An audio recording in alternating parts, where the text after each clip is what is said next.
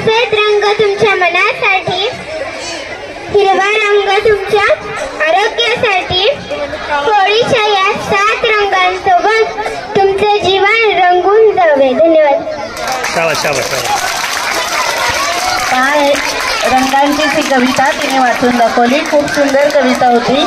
अशा वेगवेगळ्या रंगांनी तुमचं जीवनसुद्धा रंगून जावं, समृद्ध व्हावं असं या कवितेतून सांगितलं आहे. यानंतर माननीय मुख्याध्यापक एक होळीचं गाणं यशस्वी म्हणून दाखवते. होळी आली होळी, खावी पुरणाची पोळी, झाडे फांद्या तोडू नका, केर कचरा खड्ड्यात टाका. होळी आली होळी, भरा सद्गुणांची झोळी, अनिष्ट रूढी प्रदांची बांधू होळीसाठी झोळी. होळी आली होळी, ठेवू पर्यावरणाचे भान, नका तोडू वृक्षराजी, घ्यावी आज अशी आण. होळी आली होळी, पळून गेली दूर थंडी, ऊन आता लागले वाढू, काढा कपाटातून बंडी. होळीचा हा सण असा जो कोणी साजरा करीत, निसर्ग राजा त्याच्या घरी स्वतः येऊन पाणी भरी. धन्यवाद.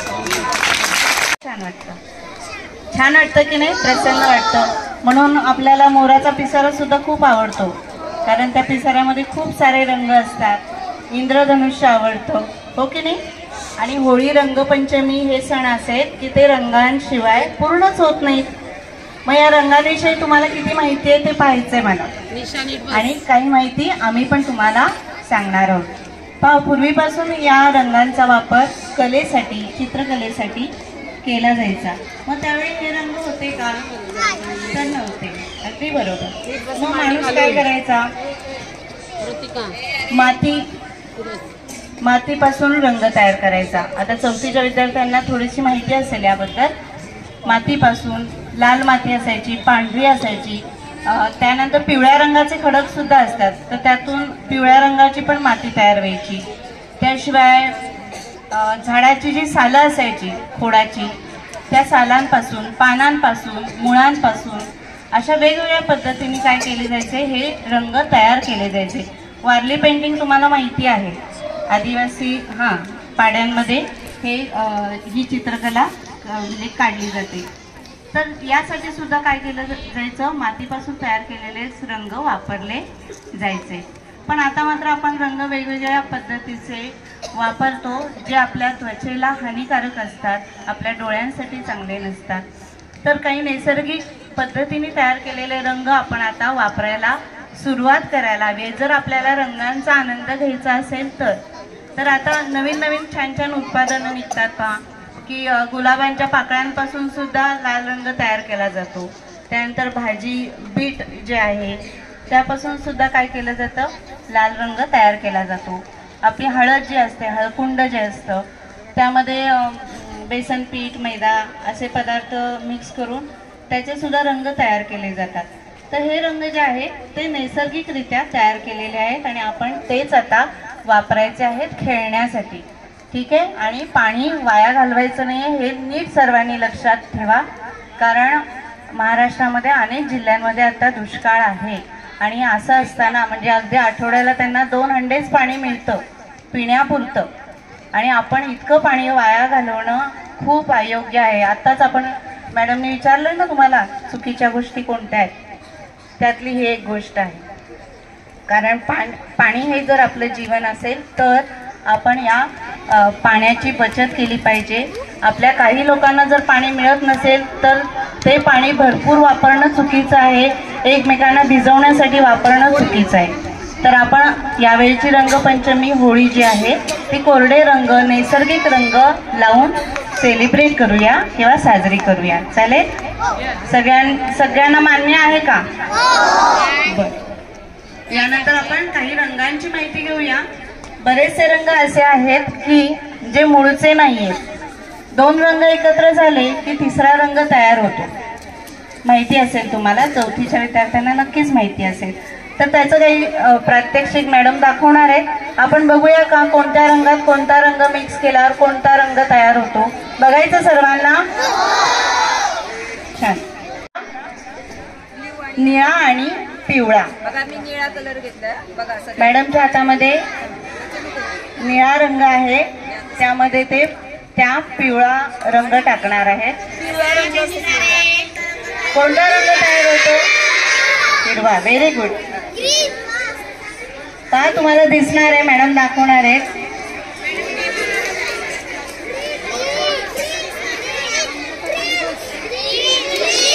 कोणता रंग तयार झाला? ग्रीन रंग तयार झाला. कोणते दोन रंग मिक्स केले सांगा? निळा आणि पिवळा. अगदी बरोबर. सर्वांनी खाली बसायचंय तरच दिसणार आहे.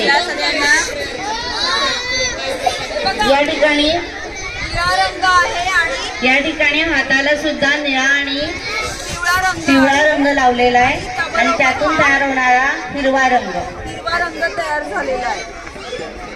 त्यानंतर पिवळा आणि लाल. पिवळा आणि लाल रंग आपण मिक्स करणार आहोत. Very good. तुमचा MTS अभ्यास छान झालेला आहे वाटतं. एखादा प्रश्न यावर सुद्धा येऊ शकतो. येलो आणि रेड.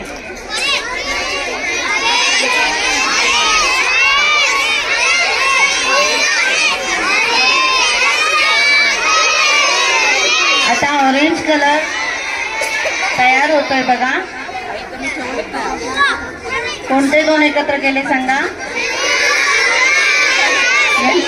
येलो आणि बघा झालं ना ऑरेंज. झालं. Very good. टाळ्या वाजवा. जादू काढली. त्यानंतर ब्ल्यू आणि रेड. ब्ल्यू आणि रेड. थांबा बघूया ना आधी. बघा त्या बाजूला येलो आणि रेड मिक्स केल्यावर ऑरेंज कलर तयार होतो. ब्ल्यू आणि रेड. पहिली, दुसरी आणि तिसरीच्या विद्यार्थ्यांना ऐकू द्या.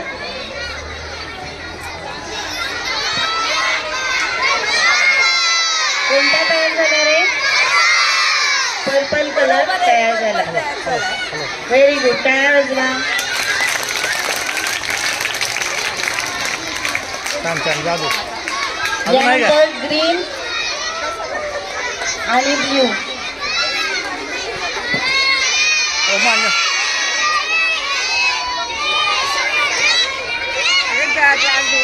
आवाज कमी. मी काही विचारलंच नाहीये, मग कशाला ओरडताय? ग्रीन आणि ब्ल्यू आपण मिक्स करतोय. आता वेगळा रंग आहे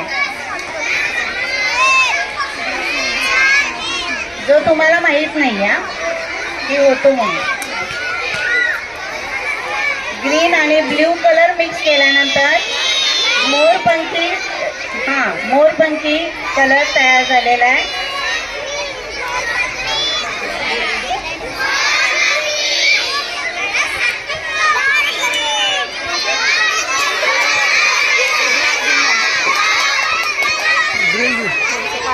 बरं, आता आवाज जरा कमी करा. हात वर, डोक्यावर, खांद्यावर, वर, हात खाली. काय दिसत ना? ग्रीन दिसायला. ग्रीन जास्त झालं. हा घाला की. हा टाका की. हा टाका. व्हाईट आणि रेड. बर, पिंक कलर होतोय. तुम्हाला माहिती आहे, खूप छान दिसतो तो. बघूयात का?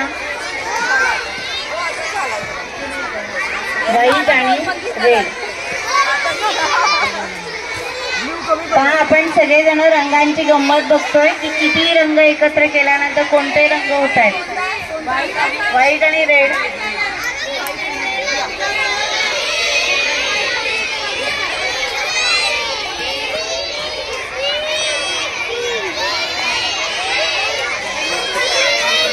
बघा किती सुंदर झाला पिंक कलर. मुलींचा आवडीचा आहे ना. थोडा रेड कमी कर.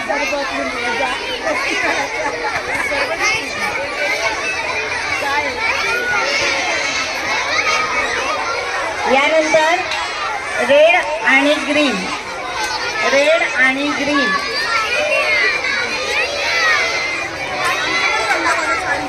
बघूया बघूया कोणता तयार होतो. रेड रेड आणि ग्रीन लांगे.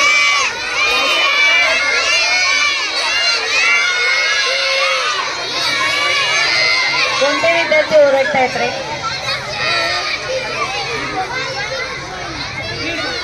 पाणी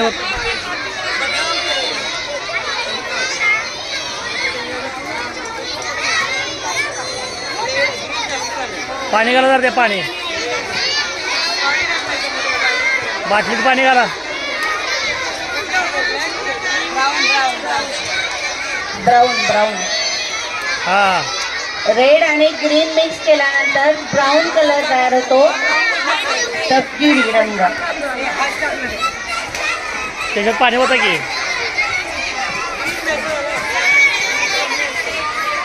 खराब. त्या रेडमध्ये पाणी होतं की बाटलीत पाणी होतं. हात वर घ्या. हात वर. टाळ्यावर जा. 5 टाळ्यावर जा. झाला ब्राऊन झाला सोडा. हात खाली. ब्राऊन कलर तयार झालेला आहे. टाळ्यावर जायच्या आहेत.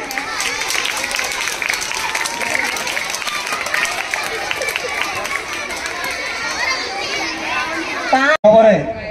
हवेमुळे जो होणारा आजार आहे तो आजार तुम्हाला होऊ नये आणि तुमचा आजार दुसऱ्याला होऊ नये म्हणून खरं तर तो मास्क आपण वापरत होतो.